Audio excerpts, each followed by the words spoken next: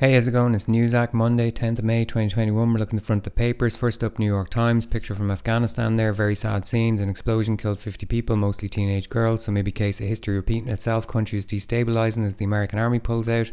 Over on the right here, battle brewing over regulating cryptocurrency. So companies like Ripple and other similar companies are basically hiring lobbyists to lobby the Biden administration before they pass laws that will curtail their profits. Down the bottom, picture of a dose of psilocybin in blue tablet form at the Psychedelic and Consciousness Research Center at Johns Hopkins. Psychedelics poised to reshape psychiatry. Colleges and investors rush to get involved, of course. Over on the right, failed drug test puts Derby win at risk. So the horse that won the Kentucky Derby tested positive for drugs after the race. Don't know why they didn't test him before the race, however. Down the bottom here, Elon Musk, comedian. Best joke I've heard all day anyway. New York Times International Edition, picture of funeral pyres in India. On the right, story, flashpoint is a canal blocked by the Ukraine. Okay, so the Ukraine government blocked the canal which provides the water to Crimea, and the locals are worried now that the Russian army will move in and unblock it. Down the bottom, second chance to avoid being a one-hit wonder. Eurovision's back, baby. May 22nd, can't wait. USA Today, Liz Cheney on shaky ground in the House, so she won't support the claim that Trump said the election was stolen or whatever, and the Republicans want her out. Big story on the front is, as demand soars, many squeezed out. Luxury market red hot, while first-time buyers struggle. So people can afford multi-million-dollar homes, while people at the bottom can't. Story as old as time itself. Trump Navy Secretary spent $2 million on travel in 8 months. Fair play. One of the trips was to a tiny place called Wake Island in the Pacific. He spent $232,000 on that, even though there was no Navy or Marines or anybody there. So who knows why he did it? Maybe just to piss off the Democrats. Financial Times, picture people jumping over hurdles. Hurdles remain. Tokyo tests Olympics events as polls point to local backlash. That makes sense. The Olympics is just a scam to get cities to build infrastructure they don't need. Up the top, rising star. Will China's space ambitions launch an orbital arms race? I think an orbital arms race is inevitable regardless of who starts it or not, you know.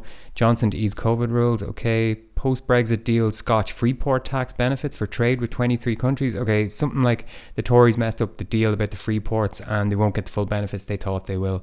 Surprise, surprise. Irish Times, Taoiseach Micheál Martin, elbow bumping a nurse, presumably got his vaccine, fair play. Labour in chaos following poor election showing. That's UK Labour, because Irish Labour have been in terminal crisis for 2 decades now. So up the top, opinion piece, Owen Burke-Kennedy, the DUP must learn to embrace the economic benefits of the Northern Ireland Protocol. Okay. Of course, they would be going with the economic angle in the Irish Times. CAO gets record 84,000 college applications. So a lot of people going back to university. Makes sense because very little jobs out and about. Irish Examiner, vaccine stories. Fears Cork feud will escalate. So a shot was fired. Nobody was hurt in a feud between two families. More than 500 people have had COVID twice. Bad luck, Brian. Sorry.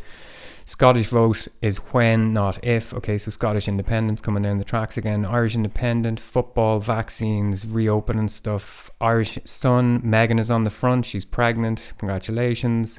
Micheál Martin getting his jab there. Top jab. Good stuff. Football story. Irish Daily Mail. Restrictions lifted. Meghan again.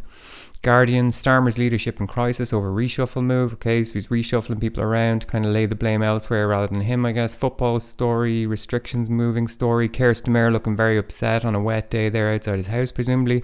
4 opinion pieces across the top. What have we got? Online scams, vaccines, Jerusalem, and something celebrity film stuff. I don't know.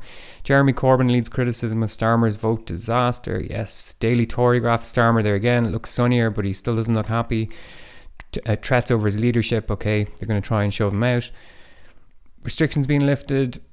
Vaccine story. Cyber attack shuts down US oil pipeline. Okay, that was the Colonial Pipeline got attacked by Darkside, cyber criminal gang. That's it. Vaccine nationalism story. Daily Express, Boris, new freedoms. Meghan and her bump again on the television. The Times, virus won't beat us, says the Prime Minister. All right. Keir Starmer, same picture again. Johnson to relax rules on building new homes. Boris Johnson will use home ownership to cement Tory dominance of the Midlands and North for a generation.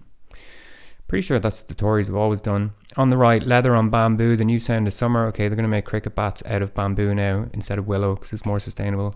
Daily Mail, a huge hug for Britain. Okay, you're allowed to hug people again. Ooh, royal scandal story.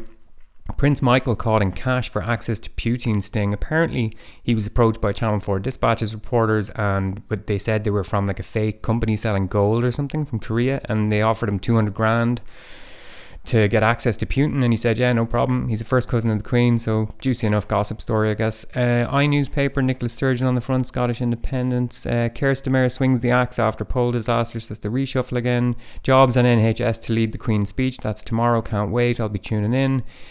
Daily Mirror, Meghan again. The Darling Hugs of May. Okay, that's a play on a title of an old TV show called The Darling Buds of May, which starred your man from Money, Fools and Horses, David James.